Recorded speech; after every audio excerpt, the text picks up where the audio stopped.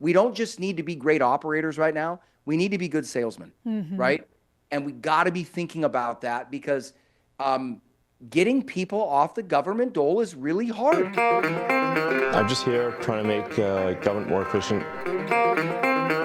Unless we're stopped, we will get to $1 trillion of savings. Zach Abraham, good to see you, my friend. Good to see you. Yeah, how'd your webinar go? I know you were talking about the first 100 days of the Trump administration. Were people on the webinar melting down about the stock market, or were they generally using reason?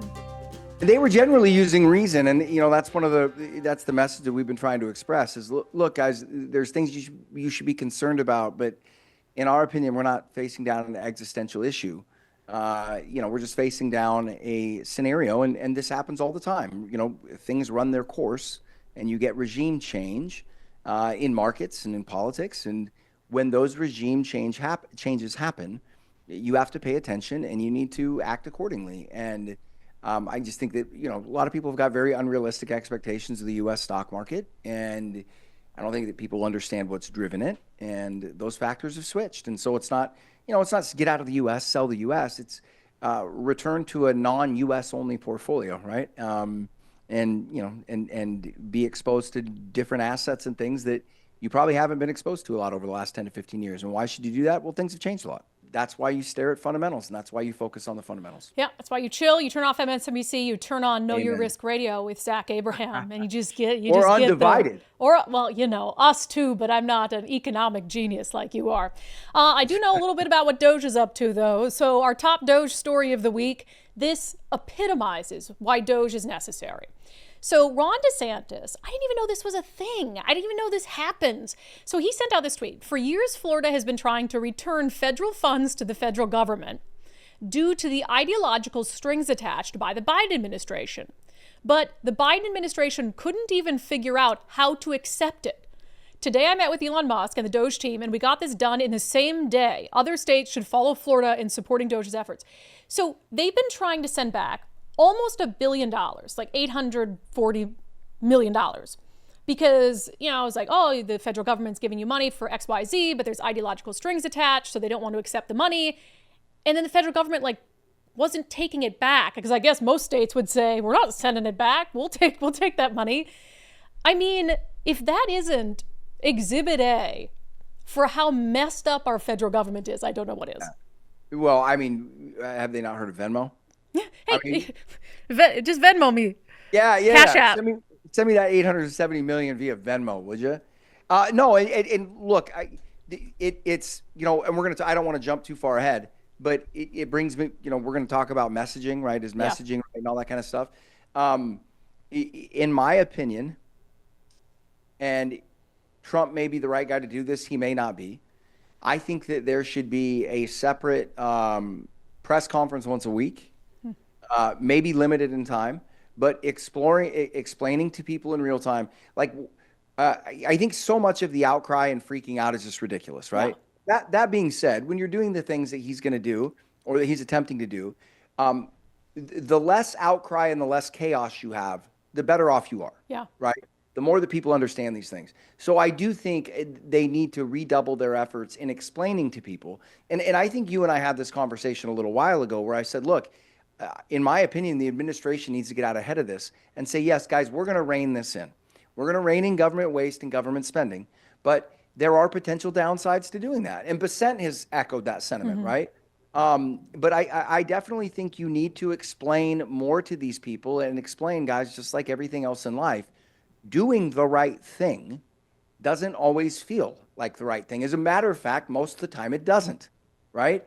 There's pain associated with making correct decisions. The reason we do that is that the pain up front is a much smaller dividend compared to the pain out back or down the road that you're going to get from doing nothing, right? I keep seeing these tweets where Doge isn't saving nearly as much. This is all over. And I go, okay, let's assume it continues to stay that way and Doge doesn't come anywhere close to the numbers they thought.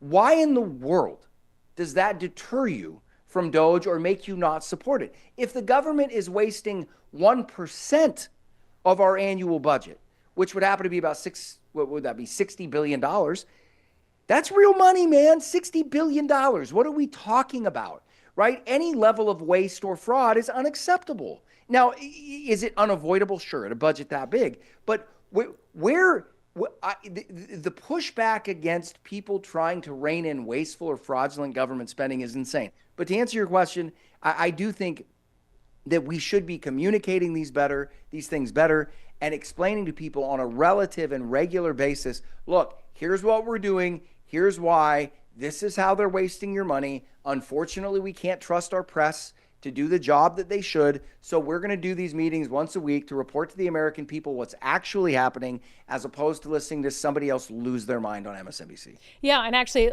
it does bring us into our Doge Miss of the Week. So I'll go back to some of the top stories we want to talk about. But in our Doge Miss of the Week, there is this story, and we've seen highlights of this sort of coming up elsewhere, where you've got Republicans or Republican areas that are starting to feel the impacts of some of the Doge cuts. And so I know the media puts it forth as, oh, Doge is even hurting Republicans. Yeah, it's kind of the point, is that, the waste isn't just going to affect jobs in Democratic areas. So it's funny how they set that up as some big shocker. If they're cutting what they should, it's going to impact people of all stripes. But it says Utah's Republican voters fume over Doge cuts. So it talks about how some Republican members of Congress, when they go back to their districts and they're having town halls, they're being confronted by angry workers. In Utah's 1st congressional district, for instance, there was a town hall where the congressman was confronted by local IRS employees furious about Doge's actions, including some individuals who'd lost their jobs. That, to me, is where the communication comes in, and where I do think that, to your point, Doge could get better. It's saying, like, look, yeah, people are going to lose their jobs, and that's never fun, and that's never cool. And because I think so much of Doge is like, yeah, rah, rah, rah, like we're cutting government waste, without maybe being sympathetic enough to the real lives that are being impacted by it. Oh, I 100% agree. And yet at the same time, I've pushed back against this because, again, I'm probably not the best person to ask. You probably aren't either, as entrepreneurial people, right? But listening to maybe I'm less sympathetic to it than I should be, but you're not owed anything. Yeah. If you don't like the job security in your job, go get another one. Why is that my problem, right? When my company, when we were starting out and we were shoestringing it and bubblegum, I didn't gripe about that. I knew the choices we had made. I knew that I could barely keep my kids' house over their heads. I almost lost my house in the process, right? There were times couldn't fill up the gas tank. Those were the choices that I made. And I am so freaking tired of a lapse or a complete absence of caveat emptor. Your life predominantly is a amalgamation and an addition problem, right? It is a summation of the choices you have made. And if you don't like the outcomes, make different choices, right? Like now, that's me fuming. Right. Right. Trump can't really address that or do anything with it, right? Because you can't just change culture. But this is one of the things that has scared me about our culture, because it's not about, do we have the intelligence, or are there enough people that understand what we should do? I think there are. And I think Trump's election proved that. The problem I have is that I'm not sure there are enough people that have the stomach to endure what actually needs to happen. Okay, when you get to 37 trillion in debt and you're running 7% deficits of GDP and you're running $2 trillion deficits, there are things that you're going to need to do to put your house in order that aren't going to feel good. There are people that have jobs that are paying them well that they're happy with. The problem is they're not delivering any value because the job isn't needed, right? I would say, just devil's advocate, though, these are jobs, communication. And like, if you're an IRS employee, you don't know that your job's not necessarily. I mean, you might be sitting there every day not doing anything, like, wow, my job's really not necessary. But for some, and all of a sudden you're without a job and it's like cold, and I agree. If they're getting rid of jobs, the jobs probably weren't necessary. But I think you still have to tactfully explain to people, like, because there's politics involved, right? A lot of this is optics, and you got to not be so stone cold about it if you're Doge, because you want people to accept what you're doing. And so I agree with you that having, a weekly briefing I don't think it should be Elon Musk. I don't think he's the best communicator. A weekly briefing about here's what we cut or identified that needs to be cut. Here's why. Here's how many people might lose their jobs, and that sucks. And we're going to try to work with them to make it a soft landing. Like that would be, let's do that. Yep. Yeah. Well, so to go to your point, because here's the other thing you have to remember, right? Remember, and I think this is more true for all the reasons we've been talking about it than it's ever been true, which is it's not just get the job done that we want to get it done, right? It's get it done in such a way that you don't just completely undo what you've done in the next election, right? Because that's kind of what's been going on with both parties, right? We'll get something done and you just erase it. And so it's 2 steps forward, 2 steps back. We're never actually going anywhere except the wrong direction, right? Because this object in motion is staying in motion. So I would even say, and I understand the danger in what I'm saying, because there's also that impetus to, hey, we finally have control of things. We got to make hay while the sun's shining, right? But you really have to marry those things up, in my opinion. And I think you need to, in my mind, where I'm sitting here today, I think it may be even appropriate to take a little bit more of a gradual approach to DOGE and almost make it like, try to recreate like a fireside chat with the country once a week, walking them through this, giving them warnings about, okay, the next thing we're going to pull off is this, and make it more gradual so you lessen the chances of a nasty negative economic outcome. Desperately find it. So if you can show people, okay, we've had a little bit increase in unemployment, but inflation is staying in check. The deficit is coming down. We're doing this gradually. It's like your baby. Remember, like, what about Bob? Yeah. Baby steps. Baby step into the elevator, right? But just baby stepping them, because, we need to do the right things in this country at the same time, not trying to sound hyperbolic, but it really is a fight over the soul of the country right now. Yeah. Right? And we need to have a proper bedside manner, because like just with me blowing off, hey, I think everything I said is 100% true. Yeah. Is that going to help engender me to the people that don't agree? No. And we need to be thinking about that. Not only, we don't just need to be great operators right now, we need to be good salesmen, right? And we got to be thinking about that, because getting people off the government dole is really hard. It's really hard. And it's usually almost completely, basically impossible, right? To get people. So we need to almost treat that task with the respect it deserves. And I think that, in my opinion, it's a sales issue, and I wish they were selling it a little bit differently, and I think they should. Yeah, and for a bunch of the country, it won't matter. It doesn't matter how soft their touch is. I mean, you've got people who are lighting Teslas on fire because Elon Musk is cutting government waste. So I don't think that a fireside chat every week is going to get those people to step off the ledge. People, but I don't know. Maybe you and I talked about this, but are you aware that Tesla registrations in this country are about 80-20 Democrat? Oh, that doesn't surprise me, because it was like Elon was a darling of the left, and Tesla as an electric vehicle was like, yay, Elon, until he was the savior. Oh, 100%. Yeah. No, it's great. I've never seen it so. I'm used to quick narrative switches, but how quickly we went from the only moral choice is an EV to now I'm making a moral choice by trading my Tesla in for a Chevy Tahoe. That made my head spin. That was the quickest about face I'd ever seen. I saw all these memes. Like, maybe Elon Musk should buy Planned Parenthood, and then the left will be protesting abortion. Or there was I love it. Yeah. Yes, or maybe, like Donald Trump, I found the cure to cancer, and there'd be people outside the White House like, we have a right to die of cancer. Yes. So it's just, and it's so true. And then, like you said, they're lighting up their own team, right? Yeah. And they're doing it to cars that are recording all of it. It's like, have they not figured that out yet? That everybody has it's like called sentient. What is it? Is that it? Something like that mode. Sentry mode. Every angle of that car is recording you. Are you not on the internet? Do you not know that? Here's the other thing.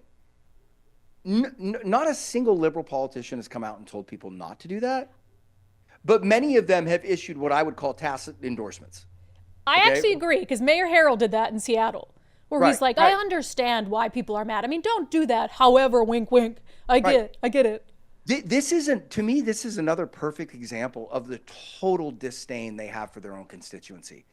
They do that fully knowing all the things you and I are talking about, that these Teslas are recording them. They're going to get caught. You're not doing anything because overwhelmingly, especially like in a city of Seattle, if you're keying a Tesla, you're keying somebody on your team, right?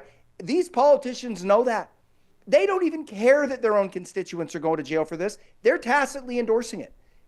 And I just, you know, it is the most confounding thing, especially in cities like Seattle. It is Stockholm syndrome.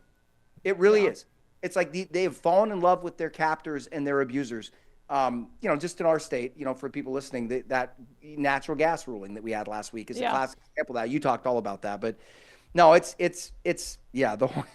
Well, and it's I kind of hope though that, so I watched this Fox 13, Channel 13 in Seattle story where a woman who's clearly a liberal was driving a Tesla. She had it for 2 years, was stopped. Somebody whipped in front of her on the highway, stopped in front of her, got out, was dressed in camouflage, face covered, and started like, that's a Nazi car. Somebody's going to get killed. And she's in there saying like, I don't have the car because of my politics and all this stuff. But I'm hopeful that wakes up some people on the left to how crazy the left has become.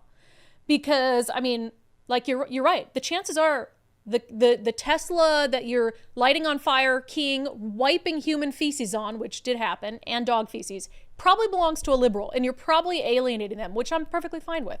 So anyway, better messaging for the reasonable Americans who have a heart and are concerned that some of these things aren't being carried out very graciously, but for the rest of them, it doesn't matter. All right, one thing I want to go back to, so we talk about this like balance between fraud and waste, and does it really matter, and is anyone going to be held accountable? So one thing that DOGE Washington has uncovered quite a bit of is spending that has a direct tie to a politician. So maybe the politician sits on their board, maybe the politician used to work for them or wants to work for them after they leave office, some sort of connection.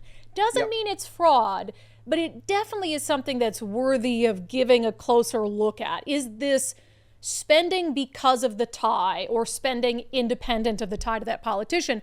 So Donald Trump has now been briefed on the EPA had given out billions of dollars that were questionable, but specifically $2 billion to an NGO that is tied to Stacey Abrams. Here's the clip. EPA has now canceled over $22 billion worth of contracts. $2 billion going to this NGO that Stacey Abrams was tied to. They received only $100 in 2023. And then the Biden administration gave them $2 billion. The director of the Greenhouse Gas Reduction Fund saw his former employer get $5 billion. So $20 billion went to just 8 NGOs, and they're all pass-throughs. And then they were giving it to other entities, many of them were pass-throughs. And what you have is all these extra middlemen, they're taking their cut.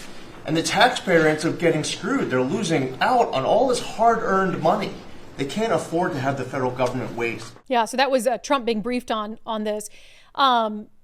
I guess it's tough because you have these politicians who have their tentacles all throughout a bunch of stuff, and these NGOs or nonprofits or whatever it is. I mean, does there need to be a hard and fast rule for it? Because how do you prove that one NGO or one nonprofit was prioritized because of a politician who has a tie to it?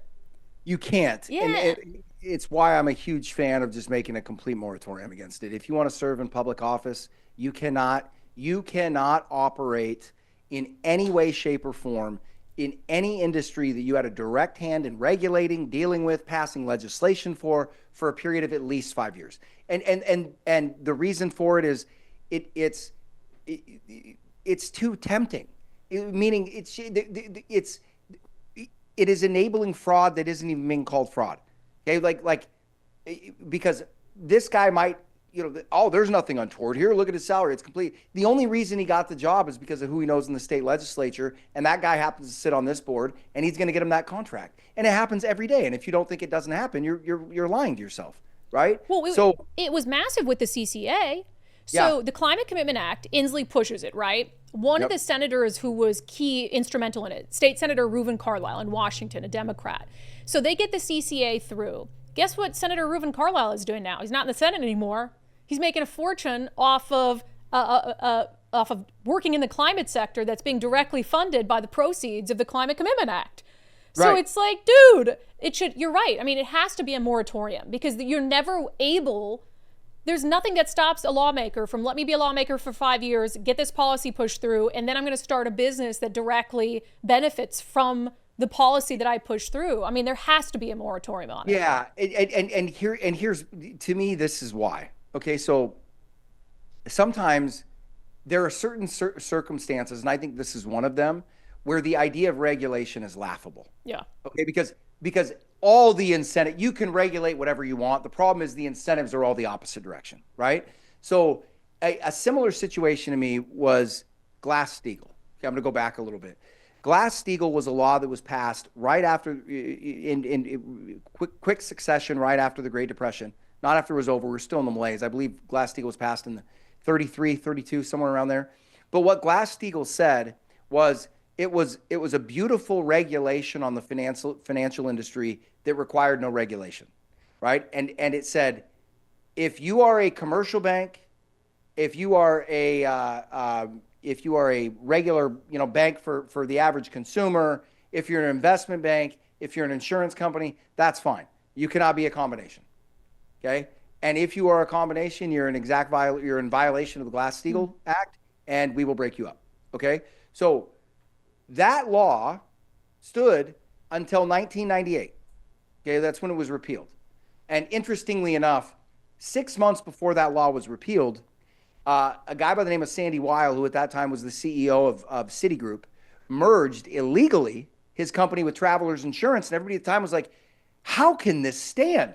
And I remember at the time going, because Sandy Weil's like one of the OGs of Wall Street. And so you're sitting there going, if Sandy Weil did this, he knows something, right? 6 months later, Glass-Steagall gets repealed. Yep. Okay. Now, during the period of time from 33 to 98, when Glass-Steagall finally got repealed, you didn't have a single financial crisis in this country outside of the savings and loan issue that involved very few companies in the 80s. Okay. Very few banks. Okay. Within 9 years of repealing of Glass-Steagall, you had the biggest financial crisis in the history of our country going back to the Great Depression. But what was so effective about that form of regulation is it just said no. Right? It wasn't getting in there trying to call balls and strikes. And there's certain situations, our government, and for all reasons that you and I know, the answer to every hard question is regulation. Right? Well, regulation, of course they're in favor of regulation. It gives them bigger headcounts and bigger budgets, right? It also gives them greater locus of control over industries, which allows them what? Right? Greater incentives for those industries to hire them and make them rich after they've served in the public sector. So and I'm not saying regulation is bad, but I'm saying sometimes the best form of regulation is just a no. And in situations that involve money like this, especially taxpayer money, you cannot get in there and regulate that. You just have to say no. And that's why I'm for that moratorium. Yeah, because I agree. I mean, I don't love overregulation from government, but if you had something that's sort of simplistic, that you cannot, as a former elected official, work for an entity that gets taxpayer funds for at least 5 years, or something more simple that could be all encompassing, because that's the problem, right? You're funding it and then you're going to work for it and you're benefiting off the funding. I know it's complicated, but it happens way too much. And not to mention the fact, why are they hiring you in the first place? They're hiring you for access. Let's be honest. Right? Of course. I mean, that's why you're getting the job. That's the only reason anyone would hire Jay Inslee, because well, he's a doodler. If you needed somebody to doodle, I think you might hire him. He could be a doodler. He loves to paint. He loves to doodle. Loves to draw. Loves to. Maybe I'll buy one of his pieces of art. He also loves to sit in on legal decisions where he already knows the answer. I hear he's a big fan of that. Yeah, big fan of that. Huge. Little kabuki theater. Who doesn't like some kabuki theater? Good Lord. All right, let's end with this. In other Doge adjacent news, could Doge prevent the federal government from hiring the next generation of federal workers? So this is from NBC News. I know what you're going to say about this.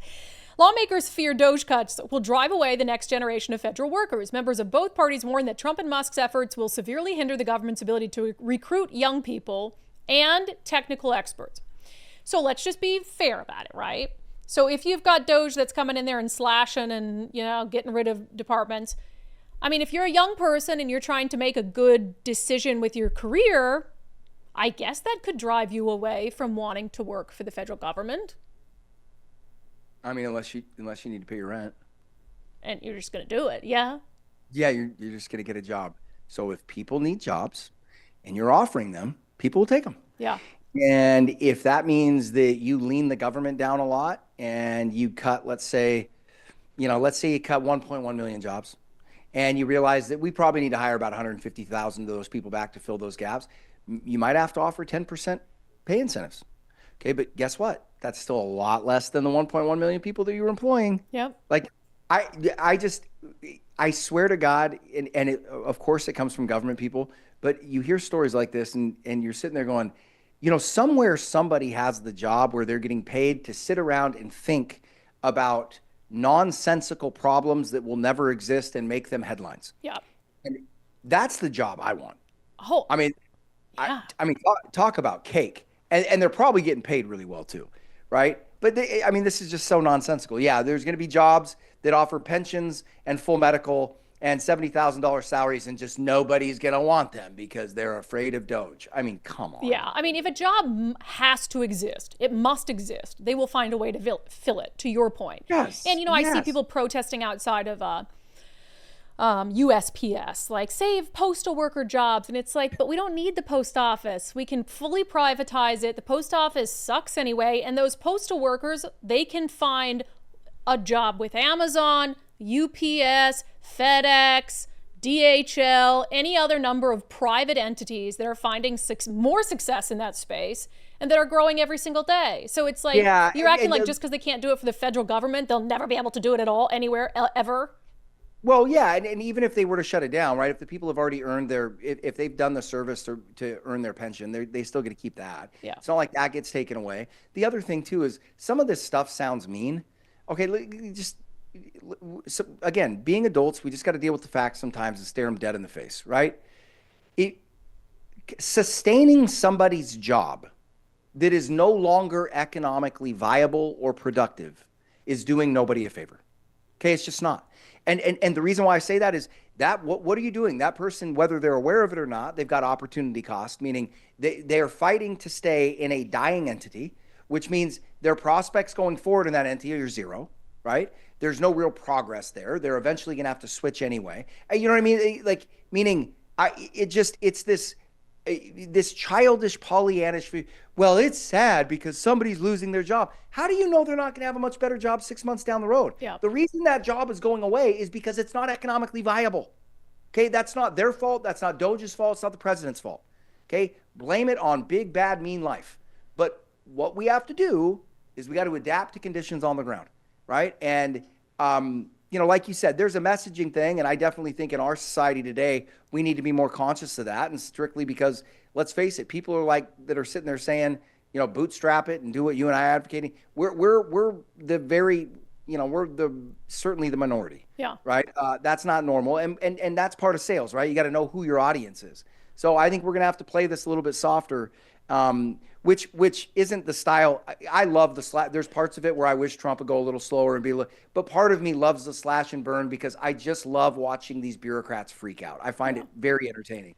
That being said, I've always got to remind myself, Zach, do not do what you want to do in lieu of what is most effective, right? Yeah. And I think that we're at a point in this country where we need to make sure we're not just sticking it to the libs per se, but we're doing it in a strategic way so we can keep, because let's face it, this country's got more problems than one 4-year presidential term, right? So we need to be playing chess here and thinking about how we fix these problems over the next 8 to 12 years rather than just saying we're going to force feed all these changes down everybody's throat in 4. Yeah, I agree. And I will just also point out, do Democrats care about the mine workers that they put out of a job in the interest of clean energy? Right. What about those people? Yeah, I mean, there's people who their jobs aren't necessary or they're regulated out of their jobs and you don't see the same. And then it's like, oh, but you can get a job in wind energy or whatever it is, and that's totally fine. So the government, we cannot look at the government's role being to keep people employed. That just doesn't make any sense. So, all right, still bullish on DOGE? 100%. Keep it rolling. Love it. All right, see you next week. All right, thank you so much.